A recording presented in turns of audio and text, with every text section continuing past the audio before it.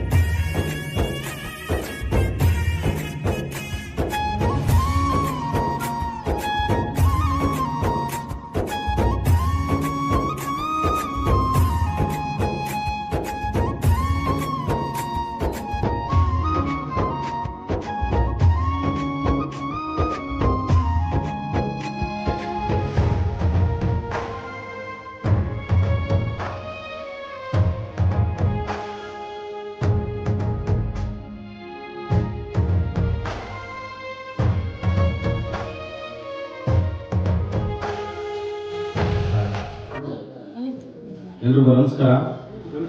ಎಲ್ಲರೂ ಚೆನ್ನಾಗಿದ್ದೀರಾ? ತಿಂಡಿ ಮಾಡಿದ್ರ? ವಿಶೇಷವಾಗಿ ಇವತ್ತು ನಮ್ಮ ಒಂದು ಜನಸ್ನೇಹಿ ನಿರಾಶ್ರಿತ ಆಶ್ರಮದಲ್ಲಿರ್ತಕ್ಕಂಥ ದೇವರ ಮಕ್ಕಳ ಜೊತೆಯಲ್ಲಿ ಶಿವಾನಂದ ರೆಡ್ಡಿ ಅವರದ್ದು ಜನ್ಮದಿನ, ಹಾಗಾಗಿ ಅವರ ಕುಟುಂಬ ಸಮೇತರಾಗಿ ಅವರ ಸ್ನೇಹಿತರು ಎಲ್ಲರೂ ಬಂದಿದ್ದಾರೆ.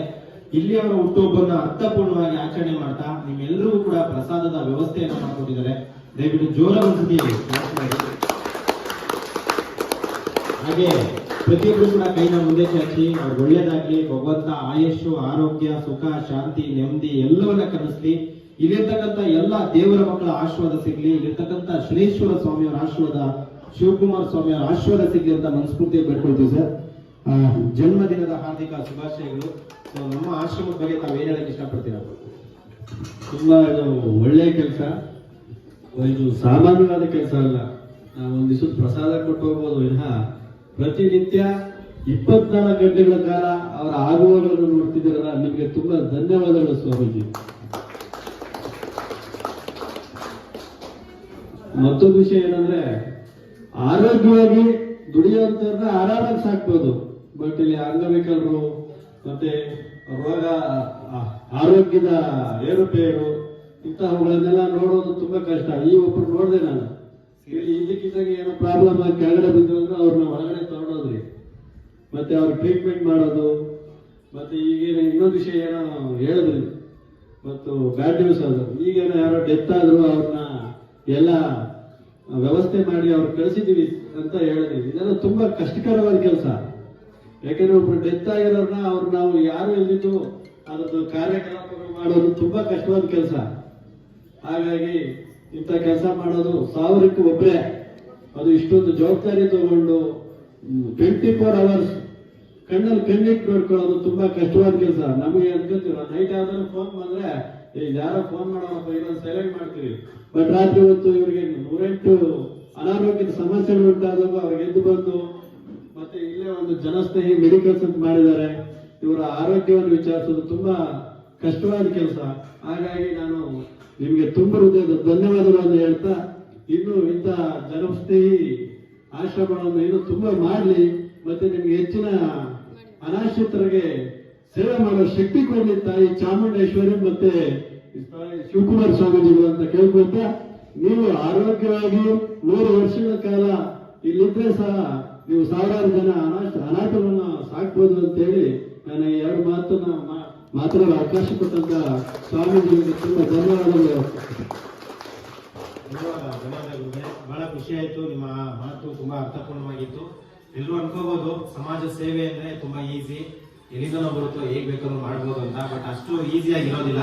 ಇಲ್ಲಿರ್ತಕ್ಕಂಥ ಎಲ್ಲಾ ದೇವ್ರ ಮಕ್ಕಳಿಗೂ ನಾನಾ ತರ ಸಮಸ್ಯೆಗಳಿರುತ್ತೆ. ಸೊ ಅವರೆಲ್ಲ ಯೋಗಕ್ಷೇಮಗಳನ್ನ ವಿಚಾರಿಸ್ಕೊಂಡು ಅವರಿಗೆ ಟೈಮ್ ಊಟದ ವ್ಯವಸ್ಥೆ ಮತ್ತೆ ಮೆಡಿಸಿನ್ಸ್ ಮತ್ತೆ ಬಟ್ಟೆ ವ್ಯವಸ್ಥೆ ಮಾಡೋದು ತುಂಬಾ ಅಸಾಧ್ಯವಾದ ಕೆಲಸನೇ. ಬಟ್ ಆದ್ರೆ ನನಗದು ಅಸಾಧ್ಯ ಅಂತ ಅನಿಸ್ತಾ ಇಲ್ಲ. ಯಾಕಂದ್ರೆ ನಮ್ಮ ತಂದೆಯ ಸಮಾನರಾದಂತ ಶನೇಶ್ವರ ಸ್ವಾಮಿಯವರು ನಮಗೆ ಕಾವಲುಗಾರರಾಗಿ ಇಲ್ಲಿರ್ತಕ್ಕಂಥ ಎಲ್ಲಾ ದೇವ್ರ ಮಕ್ಕಳನ್ನ ಕಾಪಾಡ್ತಿರೋದು ಅವರು. ಹಾಗೆ ಕರ್ನಾಟಕದಲ್ಲಿರ್ತಕ್ಕಂಥ ಎಲ್ಲ ದೇವರ ಮಕ್ಕಳಿಗೆ ಸಾಕಷ್ಟು ಜನ ಸಹಾಯ ಮಾಡ್ತಿದ್ದಾರೆ. ಅವರೆಲ್ಲರಿಗೂ ಕೂಡ ಹೃದಯಪೂರ್ವಕವಾಗಿ ಧನ್ಯವಾದಗಳು. ಹಾಗೆ ಸ್ವಾಮಿಯ ಕೃಪೆ ಎಲ್ಲರ ಮೇಲೂ ಇರ್ಲಿ. ನಿಜವಾಗ್ಲೂ ಬಹಳ ಸಂತೋಷ ಆಗುತ್ತೆ. ಸ್ವಾಮಿ ಆಶೀರ್ವಾದದಿಂದ ಇವತ್ತು ಇಷ್ಟು ಜನ ಹೊಟ್ಟೆ ತುಂಬ ಊಟ ಮಾಡ್ತಾ ಇದ್ದಾರೆ. ಸೊ ನಿಮ್ಗೂ ಧನ್ಯವಾದಗಳು, ಪ್ರಸಾದದ ವ್ಯವಸ್ಥೆ ಮಾಡ್ಕೊಟ್ಟಿದ್ದಕ್ಕೆ ಧನ್ಯವಾದ.